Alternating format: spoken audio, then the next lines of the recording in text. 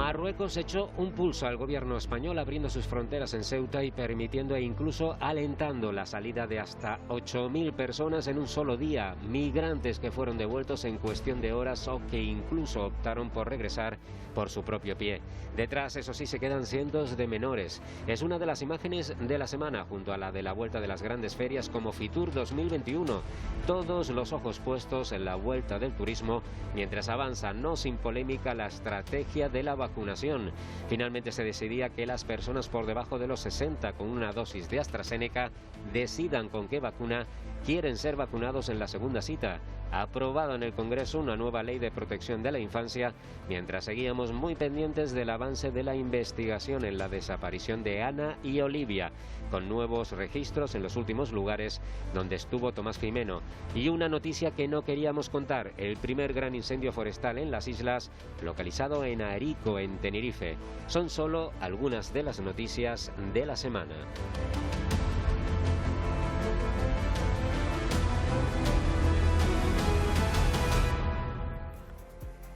¿Qué tal? Bienvenidos a este repaso de las noticias más destacadas de los últimos días. Una semana, como ven, marcada por la migración y el turismo, pero también por otros temas, desafortunadamente, por ese incendio declarado en Arico. Pero también hay temas fuera de la agenda que no podemos ignorar, como el debate en torno al tratamiento del suicidio, cada vez más presente en los medios de comunicación. Raquel Pérez. Así es, Benjamín. Desde hace décadas está extendida la teoría de que hablar públicamente del suicidio hace que aumente el número de personas que deciden poner fin a su vida. Sin embargo, ahora muchos expertos abogan por cambiar esta tendencia, para evitar que el suicidio se considere un tema tabú y para evitar que las personas que afrontan este problema se sientan todavía más solas. Para que se hagan una idea de las cifras, aquí en Canarias, en el año 2019, 198 personas fallecieron víctimas del suicidio. Los expertos nos recuerdan que pedir ayuda y acudir a terapia permiten, en la gran mayoría de los casos, superar este problema. Y en el segundo reportaje de hoy viajamos a la Isla Bonita para acompañar a los participantes del Festivalito de la Isla de La Palma. Durante los últimos 7 días, 150 cineastas han rodado intensamente sus cortometrajes que luego competirán en la sección oficial, una cifra que supone un récord de participación y que consolida el Festivalito dentro de la élite del llamado cine de guerrilla. No se lo pierdan, será en solo unos minutos aquí en La Semana. Pues arrancamos con la noticia que a finales de semana, en los días de más calor, nos sorprendía a todos. Un incendio forestal que en cuestión de horas demostró que no iba a ser controlado fácilmente. Localizado su origen en la zona alta del municipio de Arico, en Tenerife, el viento y las altas temperaturas registradas entre el jueves y el viernes dificultaron las tareas de control del fuego. Las causas del incendio aún se desconocen. Las fuerzas de seguridad implicadas destacaron desde el primer momento que las llamas avanzaban por el suelo y no por las copas, algo que hubiera sido mucho más preocupante. Además, el sábado se esperaba también un cambio de las condiciones meteorológicas. El viernes ya se superaban las 1.000 hectáreas afectadas. Los servicios informativos de esta casa han estado muy pendientes, con avances especiales desde el primer momento del primer gran incendio que registramos este año. No hay núcleos de población cercanos, algo también importante, pero lo que más preocupa es su cercanía con el Parque Nacional del Teide. El barranco de Chajaña está ubicado en el municipio tinerfeño de Arico, muy cerca de los límites con la localidad vecina de Fasnia. Está próximo también a la corona forestal, una masa boscosa que rodea al Teide y que cuenta con más de 46.000 hectáreas de extensión. Es el mayor espacio protegido natural de toda Canarias. Formada en su mayoría por pinar canario, constituye el auténtico pulmón verde de Tenerife. En este espacio se encuentran las cabeceras de buena parte de los barrancos. La corona cuenta con 3 grandes dorsales o cordilleras volcánicas. La principal característica que define al Parque de la Corona Forestal es la existencia de una de las masas boscosas más extensas del archipiélago. El pino canario es la especie más representativa, pero también hay matorral de alta montaña y falla brezal. Y siempre que hay fuego acercándose al parque, nuestra prioridad siempre es salvar aquellas áreas donde tenemos poblaciones de especies en peligro de extinción. Además de la flora, cuentan con abundante fauna endémica. La paloma rabiche y turqué o el pico picapinos son solo algunos de sus ejemplos. Pero evidentemente también hemos seguido hablando de los datos de la pandemia, poniendo todas nuestras esperanzas en la evolución positiva de las últimas semanas y sobre todo en el avance de la campaña de vacunación. La semana que viene ya comienzan a vacunar a las personas de 40 años en las islas no capitalinas. Por el momento llegamos a la última semana de mayo con una incidencia situada en torno, ahí lo ven, a los 80 casos por cada 100.000 habitantes a 14 días en toda Canarias. Un ligero repunte a finales de semana con 179 casos registrados, por ejemplo el jueves, la cifra más alta de todo el mes.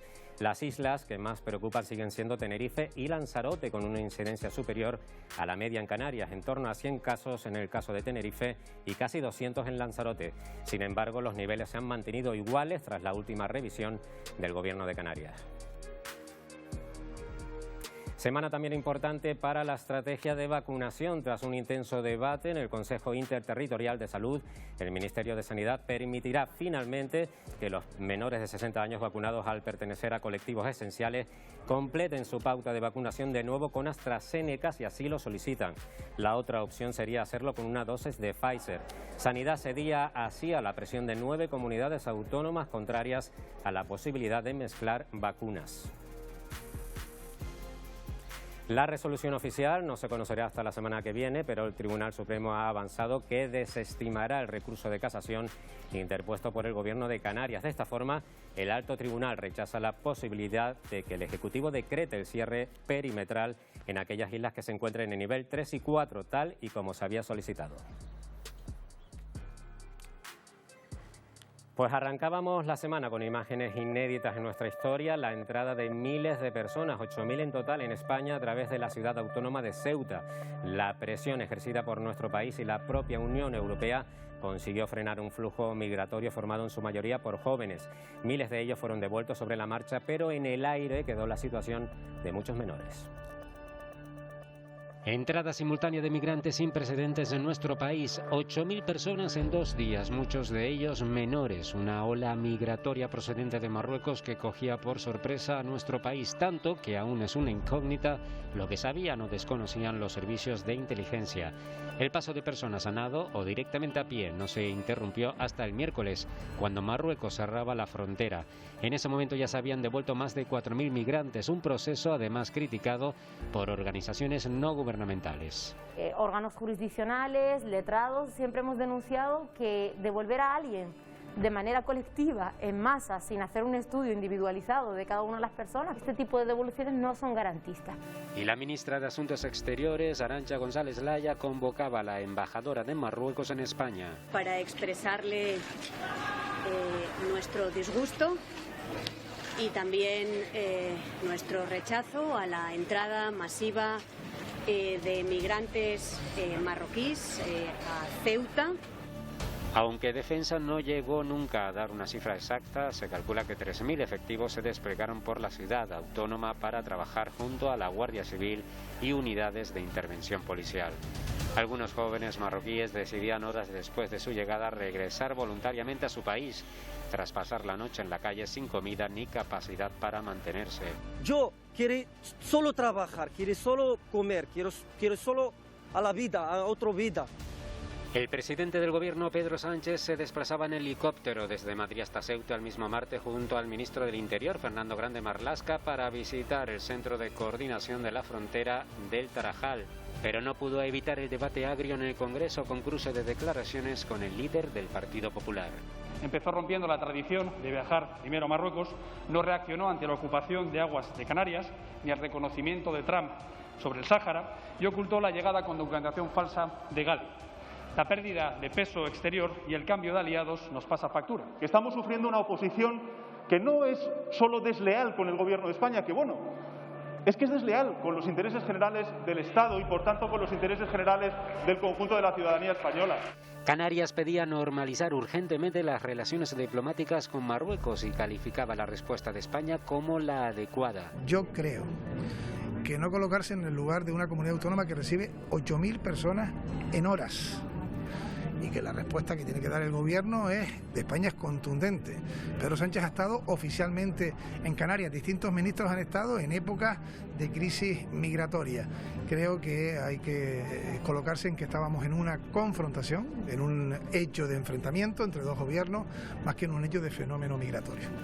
La ministra de Defensa, Margarita Robles, afirmaba también que Marruecos tiene que tener muy claro que España no va a aceptar chantajes. El gobierno y las comunidades acordaban a finales de semana que las distintas autonomías acogerían entre 6 y 20 niños de los 200 que ya estaban en centros de Ceuta.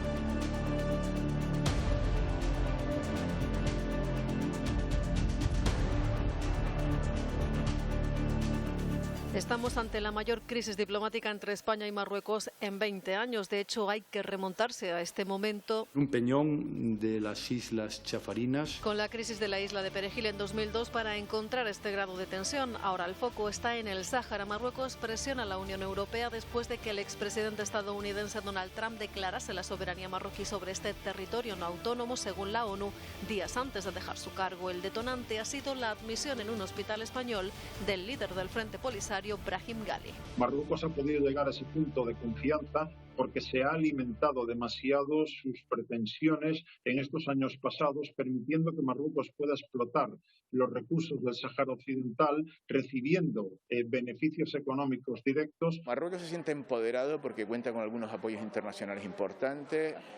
Francia, Estados Unidos, una política exterior basada sobre todo en el chantaje, en la presión, y en este caso ha utilizado el tema de la migración para buscar algún tipo de contrapartida. Esta semana el Consejo de Ministros aprobaba una ayuda de 30 millones de euros al Ministerio de Interior de Marruecos para la lucha contra la inmigración irregular y el tráfico de personas. Y 3 semanas después del rescate de 24 cadáveres de personas migrantes localizadas al sur de El Hierro, el Tribunal Superior de Justicia de Canarias ordenaba por fin esta semana el entierro de sus restos, acumulados todos en el Instituto de Medicina Legal de Tenerife. La propia institución había denunciado en varias ocasiones la descomposición de los restos y la acumulación de cuerpos, no solo de estas personas, sino de los que llegan de forma habitual al centro. Una congestión que nos dejaba imágenes de bolsas apiladas que hacían muy difícil el trabajo habitual. La reclamación de una familia había detenido todo el proceso. Aunque deberían recibir sepultura en Arona, ayuntamientos como el de Santa Cruz de Tenerife y Candelaria han ofrecido sus cementerios también para resolver esta situación. Y 3 días de bombardeos a finales de esta semana se conseguía finalmente un alto el fuego en la Franja de Gaza. Llegaba justo después de decenas de ataques aéreos en la franja. Este nuevo episodio de violencia deja tras de sí centenares de muertos, un buen número de ellos niños. Unas 75.000 personas han abandonado sus hogares para intentar escapar de esos bombardeos. Tras 11 días de enfrentamientos y con la mediación de Egipto, Israel y Hamás acordaban esta semana el alto el fuego, una tregua que entraba en vigor la madrugada del viernes. Con el cese de las hostilidades, Israel empezaba a levantar algunas de las restricciones en el sur del país y en la frontera con la franja. La intervención de mediadores egipcios ha sido clave para el alto el fuego. 2 delegaciones desplazadas a Israel y a los territorios palestinos lograba el objetivo de detener las hostilidades.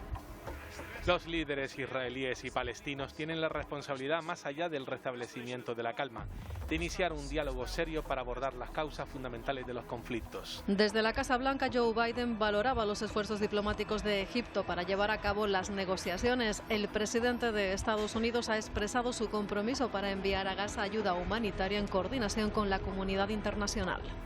Estados Unidos se comprometió a trabajar con las Naciones Unidas y otras partes interesadas internacionales para brindar asistencia humanitaria rápida y conseguir apoyo internacional para el pueblo de Gaza y los esfuerzos de reconstrucción de Gaza.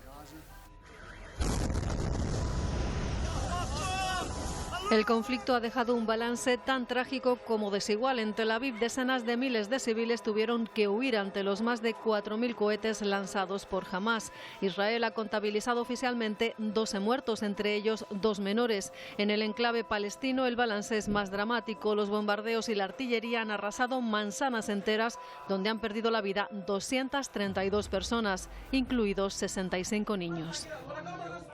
Hacemos aquí un parón en el repaso de la actualidad para ofrecerles un reportaje especial. Cada 2 horas y media se suicida una persona en España, 10 al día. Los muertos por suicidio duplican a los de accidente de tráfico, superan en 11 veces a los homicidios y en 80 a los de violencia machista, un drama del que prácticamente no se habla y cuyo tratamiento en los medios de comunicación es ahora objeto de debate. Nos lo cuenta nuestra compañera Chasirasi Herrera. Por favor, Ana, no te mates. Claro que me hago una idea del infierno en el que te encuentras. Lo habité durante mucho tiempo y por eso mismo te suplico que no acabes con tu vida.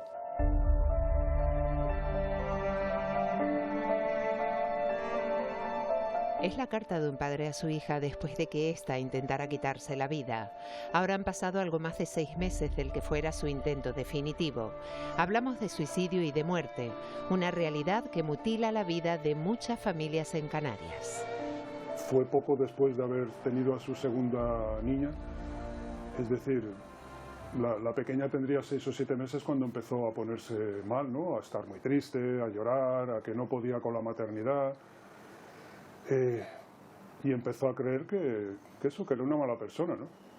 Estuvo ingresada en la planta de psiquiatría 1 mes por un intento previo.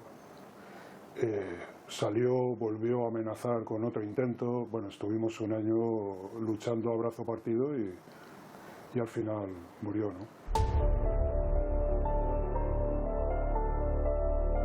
Entras en una espiral donde tus pensamientos y tus voces no son buenas para tu cabeza porque te están dando mensajes negativos, ¿no? No sirves para nada, lo que te comenté bueno, pues no quiero estar aquí, me siento solo. Cuando tu cabeza está a las 24 horas del día pensando eso no es una llamada de atención, eso es sufrimiento.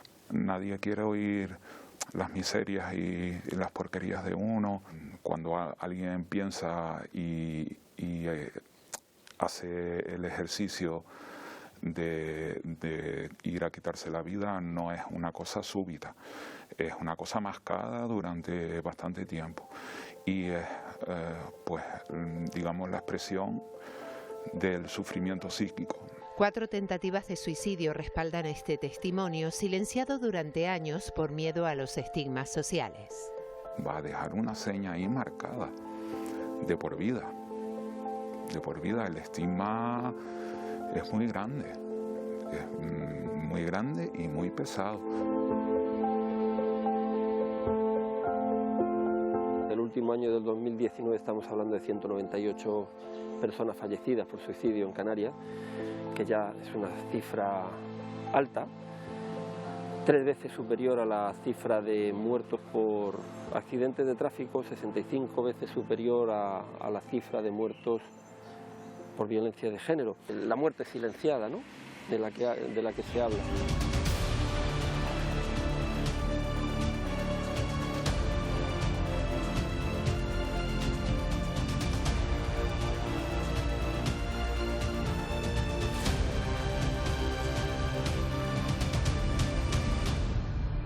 Romper el silencio es ahora el objetivo porque hablar del suicidio ayuda a salvar vidas.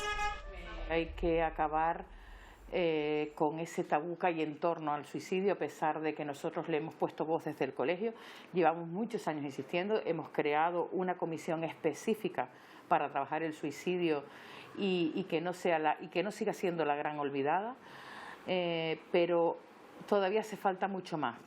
Hace falta que nos escuchen. No bloquean hospitales las personas que se suicidan. Las personas que se suicidan pueden bloquear un cementerio, pero eso no les importa. Si esto provocara un colapso de urgencias, a lo mejor nos prestaban atención, o si existiera una vacuna que les ayudara a pasar el momento y no se suicidaran. Pero como no es eso, no hay interés político. Esa es la gran verdad y esa es la pena de que no se aborden estos temas desde otra perspectiva. Los profesionales de la salud mental afirman que es necesario desterrar falsos mitos e informar sobre el suicidio con rigor y normalidad, realizando una tarea de prevención que ayuda a salvar muchas vidas. El suicidio, nosotros no estamos de acuerdo en que se diga cómo sucede, sino en que se hable del suicidio y que la gente se suicida, para que su entorno esté atento a las señales que puede estar dando esa persona de sufrimiento y que nosotros podríamos detectar y a lo mejor llegar. Esa es la forma en la que hay que comunicar que sigue pasando, que hay 10 muertes diarias en España cada día, hay más de 800.000 muertes al año en el mundo y que esto todavía no haya provocado una alarma social. Sería fantástico poder hacer campañas de sensibilización donde de manera conjunta el Colegio de Psicología con los profesionales especializados y los medios de comunicación, pudiéramos hacer una campaña que llegáramos tanto a la población en general, a las personas que tienen, a las personas objetivos y a otros profesionales. Yo creo que esa es la puerta de entrada, yo creo que ese es el inicio de un cambio. Todas estas cifras ya son alarmantes, pero lo alarmante es que detrás de cada suicidio hay 20 intentos. Pero detrás de cada suicidio consumado se estima que hay entre 4 o 5 personas mutiladas, que ya no van a volver a ser las mismas personas en la sociedad. Es decir, una padre, un madre, un hermano, un abuelo, que se le ha matado a un niño y no saben ni por qué, ni lo esperaban, un niño con 15, con 20, con 30, con 40 años. Dile a esas personas cómo se van a recomponer. Porque es que no solamente no hay ayuda para la prevención del suicidio, es que después tampoco hay ningún tipo de ayuda para ese tipo de personas. No vale solamente la buena voluntad, hace falta una profesionalidad, hace falta una técnica, hace falta saber cómo dirigir a estas personas para poder ayudarlos, porque estamos abriendo unas emociones enormes, unas emociones extremas. Hablamos de vida y muerte, hablamos del hilo que separa la vida y la muerte.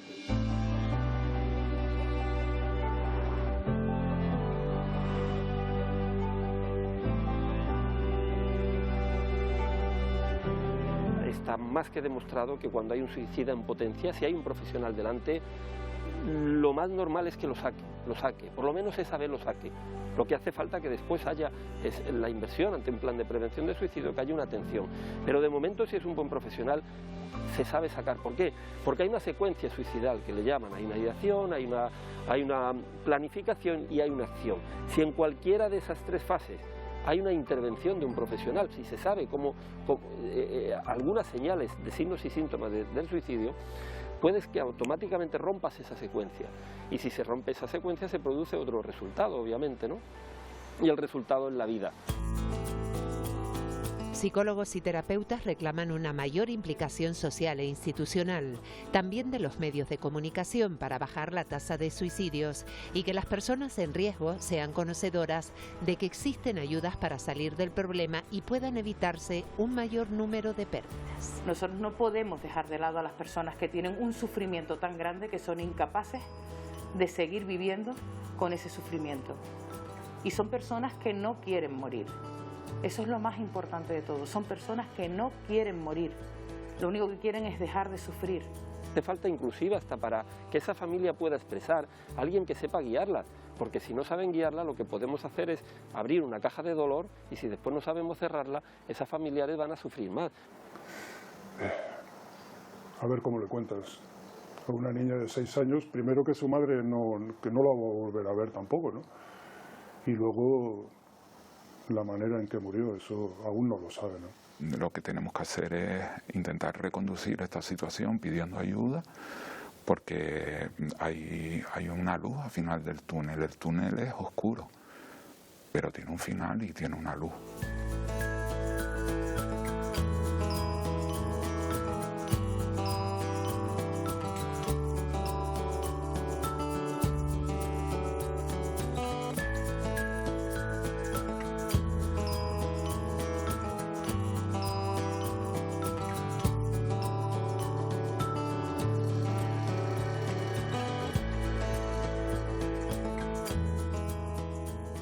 Respaldo casi unánime del Congreso de los Diputados a la Ley de Protección a la Infancia frente a la violencia.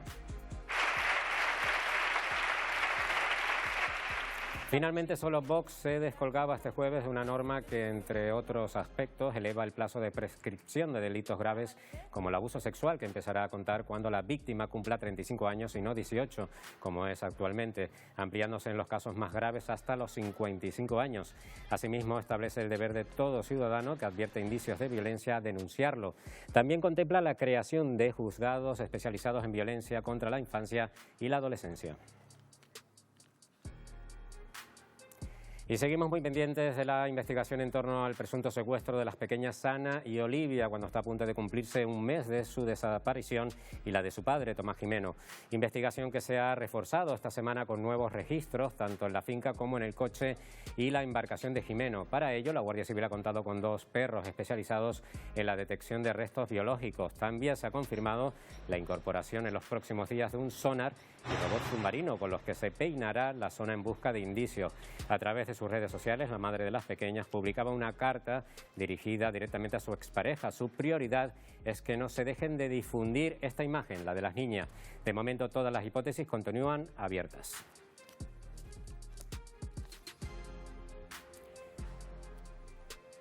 Y esta semana abría sus puertas en IFEMA en Madrid Fitur 2021. Lo hacía tras un año de parón y adaptada a la realidad sanitaria con un formato híbrido, presencial y online.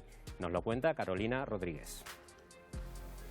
46.000 metros cuadrados, más de 5.000 empresas, 55 países de forma presencial y otros 79 online. Fitur saca músculo tras un año en el que España ha perdido por la pandemia 70 millones de turistas internacionales y 92 millones de viajeros nacionales. Pese a las pérdidas millonarias, el sector acude con optimismo a la primera gran feria internacional de turismo, que se celebra de forma presencial desde que la pandemia irrumpiera en nuestras vidas. Una feria muy especial porque supone un punto de inflexión para reanudar los viajes y por lo tanto la recuperación del sector. Claramente la vacunación ha cambiado el panorama del sector turístico. No estamos como el año pasado y por lo tanto encaramos un verano con optimismo, centrarnos en lo importante, que es la recuperación económica, que es seguir combatiendo a la pandemia, que cada vez estamos más cerca y esa es ahora nuestra prioridad. Un optimismo del que ha hecho gala Canarias.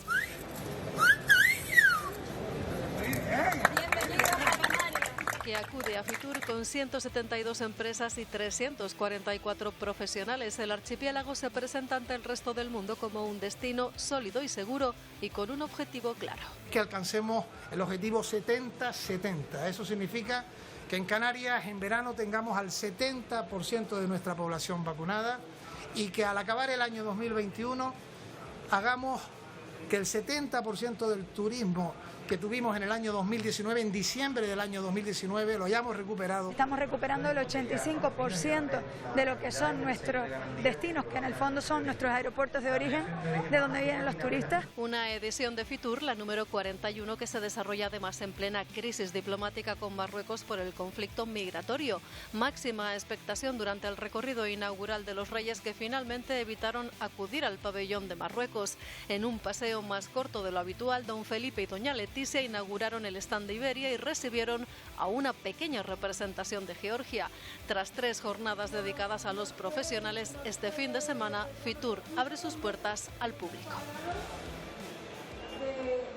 Semana intensa en La Palma, donde los más de 300 participantes del popular Festivalito han recorrido los distintos parajes de la isla para realizar sus cortometrajes. Actores y directores con experiencia junto a otros que apenas dan sus primeros pasos en este mundillo. Para todos, este festival, 16 años ya celebrándose, ha vuelto a cumplir sus expectativas.